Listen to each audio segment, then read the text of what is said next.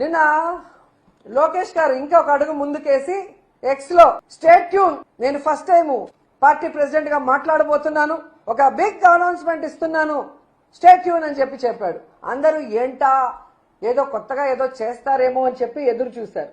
తీరా చూస్తే మహిళా రిజర్వేషన్ 33% ఇస్తున్నాము అని చెప్పి డైవర్షన్ పాలిటిక్స్ మళ్ళీ స్టార్ట్ చేశారు. ఎందుకంటే నేను ఈ మాట అంటున్నాను, మహిళా రిజర్వేషన్ బిల్లు సందర్భంగా తెలుగుదేశం పార్టీ చంద్రబాబు నాయుడు ఈరోజు మహానాడు వేదికగా మళ్లీ 2 నాలుకల ధోరణి అందరికీ కూడా చూపించడం మనం అందరం కూడా గమనిస్తున్నాం.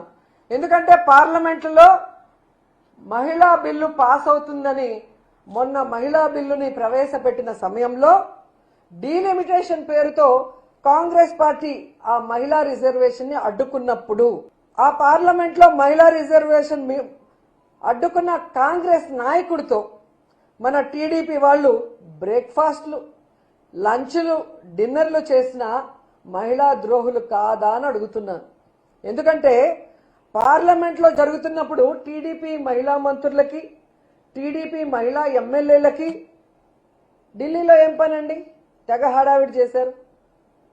అందరూ ఏమనుకున్నారు, ఓహో మహిళా బిల్లు స్వాగతించడానికి వెళ్లారేమో ఢిల్లీకి, ఒకవేళ మహిళా బిల్లు అక్కడ ఓకే అయితే సంబరాలు చేసుకోవడానికి వెళ్లారేమో అని అందరూ కూడా అనుకున్నారు.